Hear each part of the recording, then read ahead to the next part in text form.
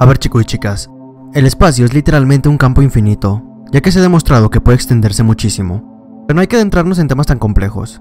El espacio es un lugar realmente asombroso y a la vez desconocido para todos nosotros, ya que solo sabemos lo que la NASA nos ha dicho, pero más allá solo podemos sacar teorías.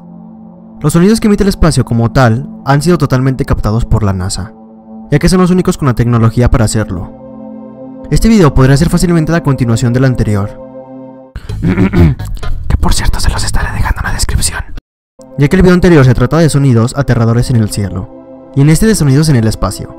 Aunque no sean aterradores, son muy extraños y a la vez interesantes. Déjame saber en los comentarios cuál es tu planeta favorito. Ya dicho eso, ponte cómodo, apaga las luces y disfruta del siguiente video.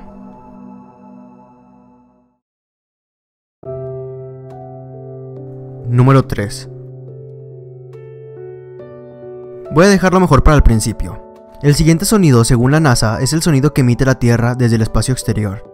Suena la verdad algo raro por decirlo de algún modo, pero es muy interesante saber cómo suena nuestro hogar desde otra perspectiva. El sonido se emite por un fenómeno electromagnético, muy complejo que la verdad no podré explicar con precisión, por eso mejor te dejo con el sonido.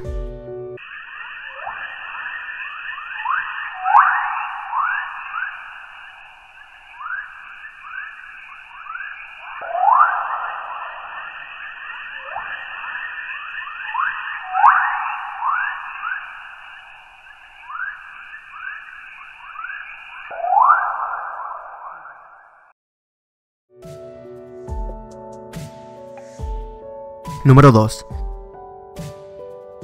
Este es el sonido que emite el planeta Júpiter captado desde un satélite. Como vemos, es completamente diferente al de la Tierra, posiblemente por la presión tan distinta que ejerce dicho planeta.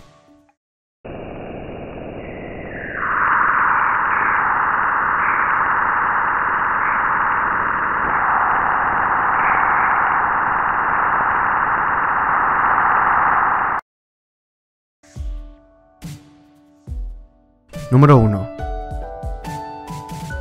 Y por último tenemos a dos estrellas que emiten un sonido totalmente distinto. El nombre lo estaré dejando debajo de la imagen junto a su sonido.